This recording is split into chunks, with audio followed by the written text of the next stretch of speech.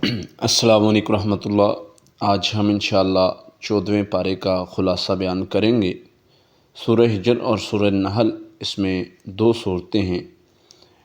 इसमें सबसे पहले अल्लाह ताला कुफ़ार की आरज़ुओं को बयान करते हैं। कुफ़ार जब मुसलमानों को आखिरत में इनामात मिलते देखेंगे और देखेंगे कि गलती कोताही करने वालों को भी अल्लाह ताला उनकी गलतियाँ माफ़ करके जन्नत में डाल रहे हैं, तो वो ख्वाहिश करेंगे, आरज़ू करेंगे कि काश हम मुसलमान होते, लेकिन उस वक़्त उनका रोना पीटना चिल्लाना कोई काम नहीं आएगा।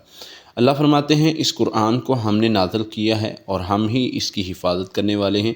यही वजह है कि अल्लाह ने हिफाजत का ज़िम्मा लिया है। आज तक इसमें कोई गलत मलत नहीं हो सका, कोई आयात ऐड नहीं हो सकी, कोई चीज़ मिसिंग नहीं हो सकी। उसकी वजह यह है कि अल्लाह ताला ने इसका ज़िम्मा लिया है।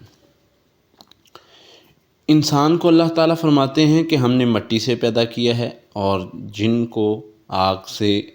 जिन्नात को आग से पैदा किया है। अल्लाह ताला ने इंसान को उसकी हकीकत बताई है, जो कि आगे चल के तफसील में ज़िक्र है। फिर इंसान को फ़रिश्तों को हुक्म दिया कि वो सजदा करें, वो सजदा किया उन्होंने। ये एक इंसान के लिए अल्लाह ताला ने एज़ाज़ बनाया, लेकिन शैतान इब्लीस ने तकब्बुर किया, इनकार किया और अल्लाह ताला ने उसको मरदूद करार दे दिया और आसमान से निकाल दिया। इंसानों को उसने कसम खा ली कि मैं इंसानों को गुमराह करूँगा। अल्लाह से कहा कि मैं इंसानों को गुमराह करूँगा। अल्लाह ने फरमाया, जो मेरे पैरोकार होंगे, जो अल्लाह को मानने वाले होंगे, वो शैतान के कदमों के पीछे नहीं चलेंगे, लेकिन जो शैतान के कदमों के पीछे चलेंगे, अल्लाह फरमाते हैं उनके लिए जहन्नम है और जहन्नम के 7 दरवाज़े हैं। और अल्लाह फरमाते हैं हर बंदे को अमाल के मुताबिक उस जहन्नम में डाला जाएगा। जन्नत के 8 दरवाज़े हैं, मुत्तकीन के लिए हैं और इनको सलामती के साथ इनमें से दाखिल किया जाएगा। और अल्लाह फरमाते हैं इनके लिए बेहतरीन तख़त है, बेहतरीन मुकाम है, ठहरने की जगह है। हज़रत इब्राहीम अलैहिस्सलाम का वाक़या मिलता है। जब फ़रिश्ते इनके पास आए, बेटे की ख़बर दी, तो इनकी अहलिया ने बहुत तअज्जुब किया और बिल्कुल उनको उम्मीद नहीं थी। हज़रत इब्राहीम फरमाते हैं कि तुम मायूस क्यों होती हो, नाउमीद क्यों होती हो? मायूस तो गुमराह लोग होते हैं, मायूस ताज्जुब ना करो, अल्लाह के लिए कोई मुश्किल नहीं है।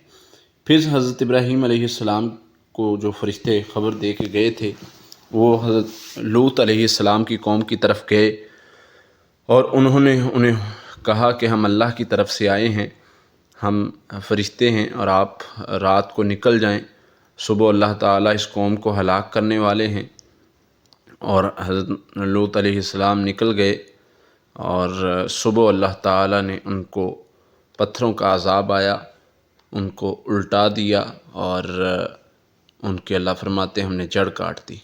सहाबुल हिजर का वाक़या मिलता है जो ज़िक्र है, जिसमें कौम समूद जो ज़्यादती करने वाली थी, उनको नबी ने समझाया, अल्लाह के नबियों ने उनकी तरबियत की।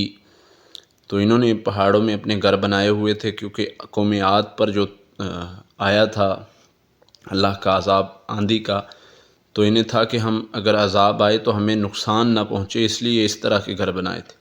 तो अल्लाह ताला ने जब इन्होंने ऊँटनी को मारा, तो अल्लाह ताला ने इनको ज़लज़ले का अज़ाब दिया, जिसकी वजह से ये पकड़े गए। फिर अल्लाह ताला आगे कुरान मजीद के बारे में नबी सल्लल्लाहु अलैहि वसल्लम को फरमाते हैं कि हमने आपको कुरान के साथ एक तोहफ़ा भी दिया है।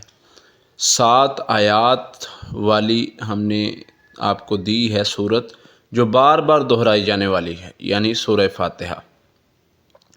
फिर अल्लाह ताला फरमाते हैं हम मजाक उड़ाने वालों के मुकाबले में काफ़ी हैं, जो आपका मजाक उड़ाते हैं, जो आपके बारे में बातें करते हैं, तो हम उनके लिए काफ़ी होते हैं, हम उनके लिए काफ़ी हैं। हम आपका बदला लेंगे, हम आपकी मदद करेंगे। और अगर आपका सीना तंग होता है इनकी बातों से, इनके तानों से, तो आप अल्लाह की हम्द बयान करें, तस्बीह बयान करें। इससे जो है वो नबी सल्लल्लाहु अलैहि वसल्लम की मदद की गई है।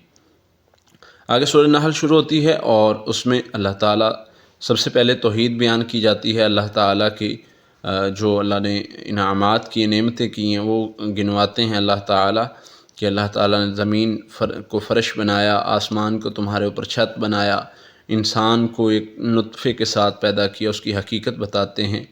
تمہارے لیے اللہ فرماتے ہیں گھوڑوں کو، گدھوں کو سواری کے طور پر تم استعمال کرتے ہو، اللہ تعالیٰ نے تمہارے لیے سواری کو پیدا کیا۔ اللہ بارش برساتا ہے جس سے انگور، پھل، مختلف پھل، کھجور، زیتون پیدا ہوتی ہیں جو تمہارے لیے خوراک ہے۔ دن رات کو اللہ نے بنایا، سورج چاند کو اللہ نے بنایا، سمندروں میں کشتیاں چلتی دیکھتے ہیں۔ یعنی اتنی نعمتیں اللہ تعالیٰ گنوا کر تمہیں کہتے ہیں وَإِن تَعُدُّوا نِعْمَتَ اللَّهِ لَا تُحْصُوهَا، تم اگر اللہ تعالیٰ کی نعمتوں کو شمار کرنا چاہو تو تم گن نہیں سکتے، شمار نہیں کر سکتے۔ تو ساری نعمتیں اور ساری چیزوں کو اللہ تعالیٰ گنواتے ہیں اور فرماتے ہیں کہ اس میں ساری یہ جو اتنی چیزیں، اتنا کچھ بنایا ہے، اس میں غور و فکر کرنے والوں کے لیے نشانیاں ہیں۔ پھر اللہ تعالیٰ آگے فرماتے ہیں کہ تم جن کو غیر اللہ کو پکارتے ہو، قبروں والوں کو پکارتے ہو، یہ سورہ نحل کی آیت نمبر 21 ہے۔ اللہ فرماتے ہیں جن کو تم پکارتے ہو وہ تو خود مردہ ہیں۔ 20-21 آیت میں اللہ فرماتے ہیں ان کو تو خود نہیں پتہ کہ وہ کب اٹھائے جائیں گے، ان کو تو کسی چیز کے بارے میں علم نہیں۔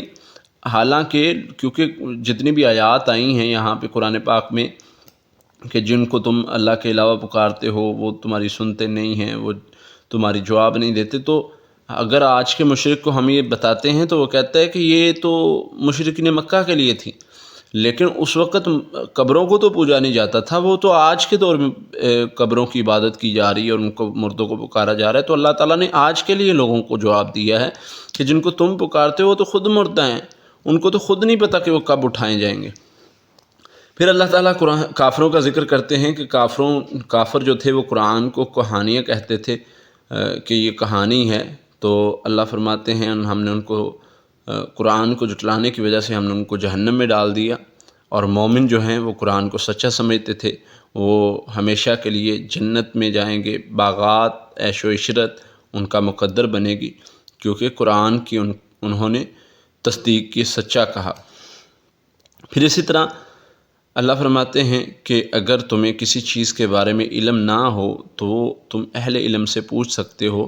اگر کسی کے بارے میں تمہیں قرآن ہے، احادیث ہے، کوئی چیز سمجھ نہیں آئی، آج کل ہم خود معنی بنا کر بیٹھ جاتے ہیں، تو اس چیز سے منع کیا گیا ہے کہ کسی اہل علم سے پوچھ لو۔ پھر اللہ تعالیٰ نے ایک کافروں کی بات بیان کی ہے کہ یہ فرشتوں کے بارے میں جو الزام لگاتے تھے کہ اللہ کی بیٹیاں ہیں، نعوذ باللہ، تو اللہ تعالیٰ فرماتے ہیں کہ اللہ اس سے پاک ہے، جیسے سورہ اخلاص میں اللہ تعالیٰ نے ایک چیز واضح کر دی ہے، تو یہ ان کے جو الزامات ہیں ان کا بھرپور جواب دیا گیا ہے۔ پھر اللہ فرماتے ہیں کہ جب ان کو بیٹی کی خبر دی جاتی ہے، یعنی ان کے گھر بیٹی پیدا ہوتی ہے، تو ان کے منہ مرجھا جاتے ہیں، سیاہ ہو جاتے ہیں اور یہ چھپتے پھرتے ہیں، کچھ تو بیٹیوں کو مٹی میں دبا دیتے ہیں، یہ تو ایسے لوگ ہیں اور یہ تو بیٹیوں پر ظلم کرنے والے ہیں۔ پھر آگے چل کے اللہ تعالیٰ فرماتے ہیں کہ اللہ تعالیٰ تمہیں گناہوں کی وجہ سے نہیں پکڑتا، اگر اللہ تمہیں تمہارے گناہوں کی وجہ سے پکڑتا ہوتا یہاں پر اس دنیا میں، اس جہان میں، تو کوئی بھی زمین پر انسان زندہ نہ رہتا، سب اپنے گناہوں کی وجہ سے سزا بھگت چکے ہوتے۔ تو یہ تو اللہ تعالیٰ فرماتے ہیں ہم نے فیصلہ مقررہ وقت پر رکھا ہوا ہے۔ پھر اللہ تعالیٰ فرماتے ہیں کہ تمہارے لیے کچھ چوپایوں میں عبرت ہے، سمجھنے کی بات ہے، جاننے کی بات ہے کہ وہ اللہ خون اور گوبر کے درمیان میں سے تمہیں دودھ نکال کے دیتا ہے، تو یہ کتنی اس کی بڑی قدرت ہے، اس کو سمجھنے والوں کے لیے، عقل والوں کے لیے نشانیاں ہیں۔ پھر اللہ فرماتے ہیں اللہ نے حکم دیا مکھی کو، شہد کی مکھی کو، کہ درختوں میں، پہاڑوں میں جا کر اپنے گھر بنائے، اور وہ کیا کرتی ہے، مختلف پھلوں کو چوستی ہے اور چوس کر شہد بناتی ہے، اور اس شہد میں ہم نے تمہارے لیے شفا رکھی ہے۔ تو یہ ساری اللہ تعالیٰ کی قدرتیں ہیں۔ پھر اللہ تعالیٰ نے منع کیا ہے ایک چیز سے، اللہ فرماتے ہیں اللہ کے بارے میں مثال بیان نہ کرو، یعنی اللہ تعالیٰ کی یعنی اللہ کی ذات کے حوالے سے، یعنی اللہ کے بارے میں کسی طرح کی مثال بیان نہ کرو کہ اللہ ایسا ہے، اللہ ایسا ہے، کچھ بھی اس طرح سے اللہ کے ساتھ کسی کو شریک نہ ٹھہراؤ۔ کچھ کاموں سے منع کیا گیا ہے۔ اس صورت میں آیت نمبر 90 میں اللہ تعالیٰ فرماتے ہیں 3 کاموں کا حکم دیا گیا ہے، عبادات کا، عدل کا، اچھا سلوک کرنے کا، رشتہ داروں سے تعاون کرنے کا، اچھا سلوک کرنے کا، کچھ چیزوں سے منع کیا گیا ہے، برائی ہے، ظلم ہے اور برے کام ہیں، ان سب چیزوں سے منع کیا گیا ہے کہ ان سے تم دور ہو جاؤ، بچ جاؤ، تمہارے لیے خیر ہے۔ اعمال کی قبولیت کے لیے شرط رکھی گئی ہے، وہ ہے ایمان کی، جیسے سورہ عصر میں اللہ تعالیٰ فرماتے ہیں انسان خسارے میں ہیں، گھاٹے میں ہیں، الا الذین آمنوا وعملوا الصالحات، مگر وہ لوگ جو ایمان لائے اور نیک اعمال کیے۔ صرف نیک اعمال تو کفار بھی بہت کرتے تھے، لیکن ایمان نہیں تھا، تو ایمان کے علاوہ آپ کے جیسے سورہ کہف میں اللہ فرماتے ہیں کہ سارے کے سارے اعمال تباہ کر دیے جائیں گے جن کے پاس ایمان نہیں ہوگا۔ پھر آگے اللہ تعالیٰ فرماتے ہیں جب تم قرآن پاک کی تلاوت کرو تو اعوذ باللہ پڑھ لیا کرو، اللہ کی پناہ میں آ جایا کرو شیطان کے شر سے۔ پھر اسی طرح شیطان کا غلبہ کن لوگوں پر ہے؟ اللہ فرماتے ہیں شیطان کا غلبہ ایمان لانے والوں پر اور اللہ پر توکل کرنے والوں پر، بھروسہ کرنے والوں پر نہیں ہو سکتا۔ شیطان کا غلبہ تو انہی لوگوں پر ہے جو اس سے دوستی رکھتے ہیں، کیونکہ جو آج کل جادوگر جو اس طرح کے ہوتے ہیں وہ دوستی کرتے ہیں اور انہی پر شیطان غلبہ حاصل کرتا ہے۔ حضرت ابراہیم علیہ السلام کی تعریف اللہ تعالیٰ نے یہاں پر کی ہے۔ اللہ فرماتے ہیں کہ حضرت ابراہیم علیہ السلام جو تھے وہ توحید کے پکے تھے، اور جگہ جگہ پر قرآن پاک میں اللہ تعالیٰ حضرت ابراہیم علیہ السلام کی تعریف بیان کرتے ہوئے فرماتے ہیں وہ ایک طرفہ تھے، یک طرفہ تھے، وہ اللہ کی توحید پر ڈٹے رہنے والے تھے، اور ہمیں بھی حکم دیا گیا ہے اتبعوا ملت ابراہیم کی پیروی کرنا، یعنی وہ جو توحید انہوں نے سکھائی ہے اس کی پیروی کرنا۔ اور یہاں پر آخر میں پارے میں ایک بہت بڑی اور اہم نصیحت کی گئی ہے، 3 چیزوں کا حکم دیا گیا ہے، ایک ہے صبر، دوسرا ہے تقوی، تیسرا ہے احسان۔ صبر کرو، یہ سارے دین کا ایک طرح سے ایک بہت ہمیں اہم بات سمجھا دی گئی، جو اصل چیز ہے۔ صبر کرو، تقوی اختیار کرو اور احسان کرو لوگوں کے ساتھ۔